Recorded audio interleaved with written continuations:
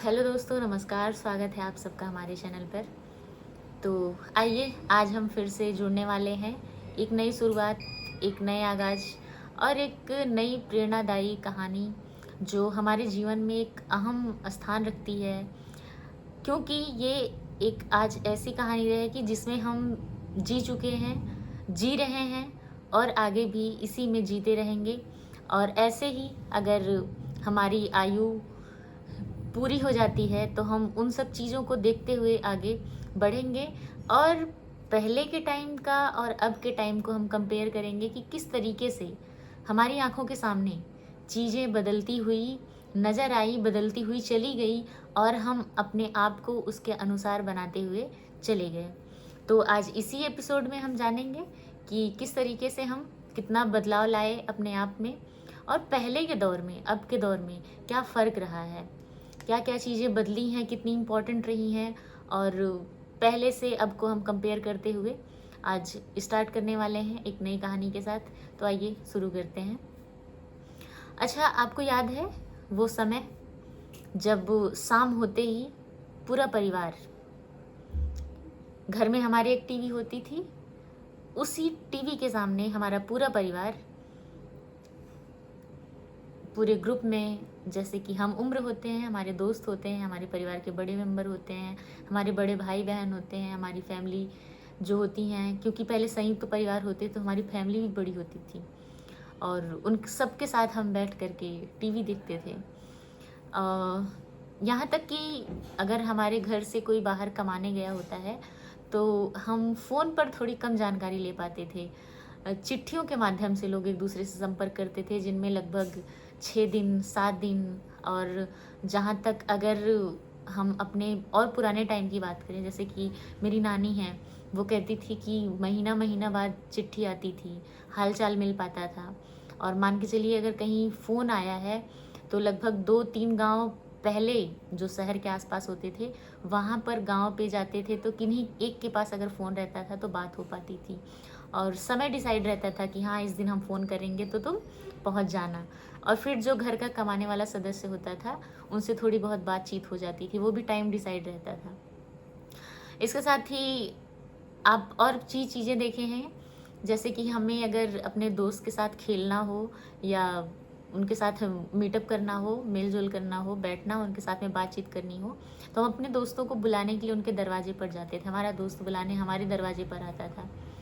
और जब खुशियाँ महँगी नहीं होती थी, लोगों को खुशी ढूँढने के लिए फ़ोन का सहारा नहीं लेना पड़ता था। जैसे कि अब आप देख ही सकते हैं, फ़ोन हमारे जीवन में कितना आ चुका है, फ़ोन हमारे लिए कितना इम्पोर्टेंट हो चुका है। शायद अगर हम कह दें कि 1 हफ़्ते के लिए बिजली कट जाए या फिर रिचार्ज होना बंद हो जाए या फिर इंटरनेट होना बंद हो जाए, फ़ोन में हमारे चार्ज ना हो, रिचार्ज ना हो, तो हम आपस में एक दूसरे से बात करने के लिए एक दूसरे को ढूँढते हैं। लेकिन जैसे ही हमारे पास चीज़ें पर्याप्त हो जाती हैं, हमारे पास चीज़ों को सर्वाइव करने के लिए हमें लगता है कि नहीं, इसकी ज़रूरत नहीं है हमें, तो हम किस तरीके से लोगों से कटते हुए चले जा रहे हैं और सीमित साधन में हम किस तरीके से रह रहे हैं। वो सीमित साधन जिसके लिए हम ये सोचते हैं कि मेरे पास बस इतना हो, तो मुझे किसी की ज़रूरत नहीं पड़ेगी। अच्छा, छोटी-छोटी बातों में हमें खुशियाँ मिल जाती थी। कोई हमें बहुत मतलब बखान दे, हमारी कोई बहुत तारीफ़ कर दे, और कितना भी छोटा-सा काम करें हम, कितना भी बड़ा-सा काम करें, लेकिन घर का कोई भी सदस्य, हमारे गाँव मोहल्ले का कोई भी सदस्य जिस तरीके से हमें ट्रीट करता था, हमें लगता था कि मतलब हम बहुत खुश हैं। उसी में बहुत खुश रहते थे हम। लेकिन ये जो समय है ना, सिर्फ़ 10 साल में इतना बदलाव हुआ है। अगर हम ख़ास तौर से बात करें तो 1990 से लेकर के 2000 के बीच में, सन 2000 के बीच में इतना ज़्यादा चीज़ें बदल गई हैं कि लोग, मतलब लोगों का क्या ही कह सकते हैं, अ, परिवर्तन इतना तेज़ देखने के लिए मिला है हमें कि अब और तब दोनों में, मतलब ऐसा नहीं कि थोड़ा बहुत, बहुत ज़्यादा, बहुत ज़्यादा। और अभी तो जो है 2026 का समय चल रहा है, यानी कि सन 2026 चल रहा है और इस समय तो एआई का ज़माना है, टेक्निकल चीज़ें बहुत ज़्यादा हो चुकी हैं। हालाँकि 2000 में शायद थोड़ी कम रही हों, 1990 में और कम रही हों, 1986 में और कम रही हों, यानी पीछे जिस तरीके से हम जाते रहेंगे तो चीज़ें कम रहती रहेंगी।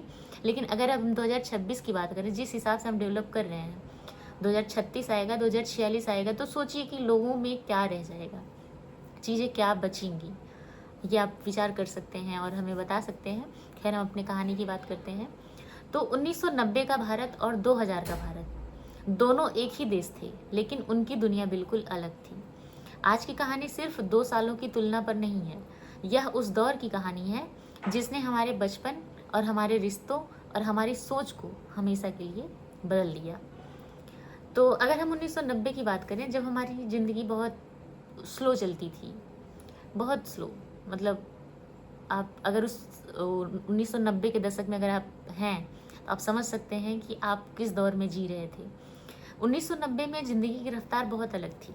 सुबह लोग अलार्म से नहीं, बल्कि मंदिर की घंटियों से, पक्षियों की आवाज़ से, या दूध वाला आता था दूध देने जब दरवाज़ा खटखटाता था तब हम जगते थे, या फिर साइकिल से न्यूज़पेपर वाला न्यूज़पेपर जब लेकर के जाता था दरवाजे दरवाजे पर, कोई आवाज़ लगाता था, तब हमारी नींद खुलती थी।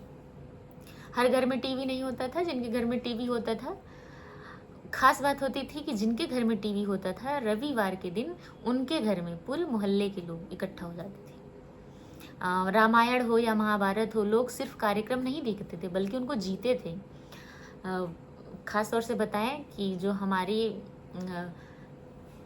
पीढ़ी में, जो हम अपने नानी और दादी की बात करें, तो सब कहते थे कि किसी एक के घर में टीवी रहती थी, रामायण या महाभारत देखने के लिए लोग अपना चप्पल यानी कि स्लीपर उतार करके और ऐसे धरती को ऐसे प्रणाम करके, टीवी को ऐसे प्रणाम करके, जो हमारे सामने टीवी चलती थी उसको ऐसे प्रणाम करके तब बैठ करके टीवी देखते थे। ठीक है, उस समय दरअसल मोबाइल नहीं था, सबके हाथ में पर्याप्त साधन नहीं थे, तो लोग उतनी वैल्यू करते थे। अगर उनको चीज़ें मिल जाती थी तो बहुत वैल्यू करती थी उनकी, वो अब आपको देखने को नहीं मिलेगा। अगर किसी रिश्तेदार से हमें बात करनी होती थी ना उस समय, तो हम चिट्ठी लिखते थे या फिर घंटों इंतज़ार करके STD, आपको पता होगा वो पीला वाला, मूवीज़ में आपने देखा होगा, पीला का पूरा डिब्बा बना रहता था जालीदार, और वहाँ पे रेड कलर का हमारा STD बूथ होता था, वहाँ से लोग फ़ोन करते थे, बातचीत हो पाती थी। एक चिट्ठी आने में कई दिन लगते थे, लेकिन उस चिट्ठी की कीमत आज के हज़ारों मैसेज से ज़्यादा होती थी। बच्चों का हमारे बचपन अलग रहता था, जो हम बच्चे थे, क्योंकि उस समय पे हम बच्चे थे, आज हम बड़े हो गए हैं। उस समय पे हमारा बचपन बहुत अलग था, ना कोई मोबाइल था, ना कोई वीडियो गेम था। शाम होते ही हमारी गली में जो है क्रिकेट, कबड्डी, गिल्ली डंडा, लुका छिपी, साइकिल की दौड़ की शुरुआत होती थी। हम साइकिल भी, अगर हम साइकिल की बात करें तो हम साइकिल कैसे सीखे हैं? पहले हम साइकिल को संभालना सीखते थे, फिर उसमें कैंची होता था, फिर डंडा होता था, फिर गद्दी होती थी, फिर केरियल होता था, ऐसे करके हम साइकिल सीखे हैं। वो दौर अलग था। माँ की एक आवाज़ पूरे मोहल्ले में सुनाई देती थी, घर आ जाओ, खाना तैयार है, कब से बुला रहे हैं, तुमको आवाज़ नहीं आ रही। मतलब आवाज़ कितनी बुलंद होती थी। लोग अपने घर से बुलाते थे तो पूरे गांव में पता चल जाता था कि उनके घर से आवाज़ आ रही है, जाओ। और बच्चे बिना बहाना बनाए, बिना झूठ बोले, बिना किसी चीज़ को छुपाए, बिना चोरी किए अपने घर जाते थे। इसके साथ ही हम बात करते हैं रिश्ते, परिवार और सपनों की भी। तो 1990 में घर छोटे नहीं थे, दिल बड़े थे। हम कहेंगे कि घर कच्चे होते थे, लेकिन दिल पक्के होते थे। संयुक्त परिवार तो आम बात थी, सिंगल तो कोई रहता ही नहीं था।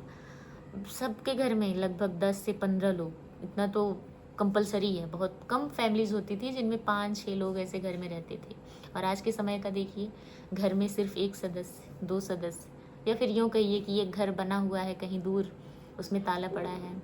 दूसरा घर हमने खरीद लिया है, बनवा दिया है, उसमें भी ताला पड़ा है। तीसरा घर हमने लिया है तो उसको किराए पे दिया है। हम यहाँ हैं, हमारे मम्मी पापा वहाँ हैं, हमारे भाई बहन वहाँ हैं। ऐसे करके हम जो है अब एकल ज़िंदगी जीते हैं। संयुक्त परिवार उस समय भाई बहुत बहुत मायने रखते थे। हमारा परिवार सच में परिवार होता था।